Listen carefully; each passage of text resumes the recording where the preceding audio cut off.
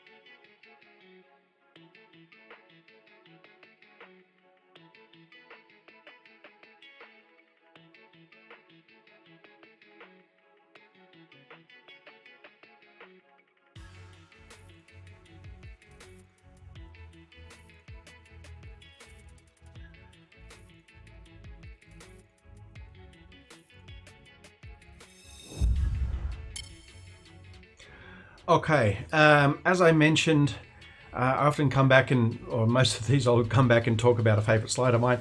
I do like this slide. I believe in my ability to grow as a trader.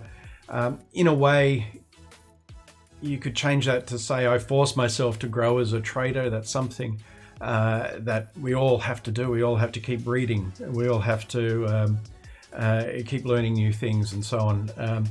That's really, as I mentioned before though, I want to talk about I just had this idea before, not very scripted. The Power of Focus, a book by Canfield, Hansen and Hewitt. This is a newer version that I picked up a couple of years ago. But I had the older version, which was blue. I took it on hold. I think I bought it at an airport on the way to Bali for one particular holiday, and I ended up sitting by the pool the whole time and reading this book rather than doing much else, and taking to it with a pen. They're my books. I can scribble in them if I want. And I found it to be a fantastic book for getting the right mindset about setting your goals, setting your business goals. Not so much trading, but business. But at the time I was I was in the early stages of starting and running, a hedge fund called CTAs back then, but it was a hedge fund trading options and a few other things.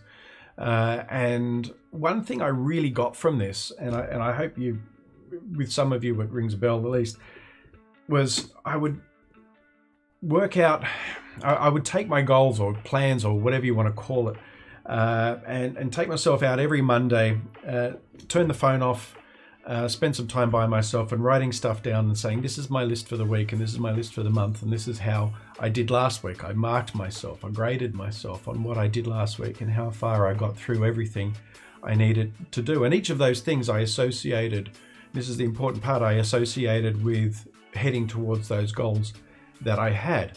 And the reason I say that it's important is because it's very easy to be busy but not efficient. And so setting proper goals and just getting the right focus and doing these affirmations and all of this stuff kind of puts you in more the efficient and productive side of things as opposed to necessarily busy. I have days here working from my home office where I'm really busy and even frustrated, but then it gets to the end of the day and I think, what did I do again? And I didn't get much done because I wasn't that focused on what I was doing. The Power of Focus. Pick it up. It's a good book. Again, Power of Focus by Canfield. How to hit your business, personal, and financial targets with confidence and certainty. There you go. More than 750,000 copies sold, at least on the day they printed that one. So that's where we are with those. As I said, these videos are going to be short. How long have we got? Well, only 5 minutes so far. So that's number 3. We're going to get on with the rest of them as well.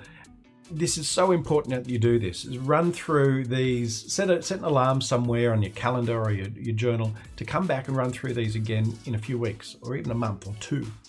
And that way you kind of see how you've progressed with them, if you have progressed with them, and if you haven't, how you can go about doing so. So that's just a really good tip. In fact, it's pretty much crucial to all of this. But anyway, on to the next one. We'll see you next time. But before we do, there's 3 things you can do for me. Subscribe to these videos, hit that little bell thing or whatever, which we're all having to do now. Also, head over to my website, tradearian.com, and sign up for my email notifications. I don't spam you. I don't bother you with stacks of emails. I can't be bothered with all that stuff. I've got too many other things to do. So, but occasionally I send out an email with a new update or a comment or something. Also, masterclasstrader.com, there it is there. That's my site for advanced training courses. There's one on scalping techniques and styles and exercises, and there's another on a long-term approach to spread trading, backed by solid statistics and research and so on. And I show you how to do all that. And if you are a member, I guide you through all that, as much guidance as you need, kind of thing. So if you're looking to take things to the next level, then certainly that's a good place to start. So we'll see you next time. Trade well, think big.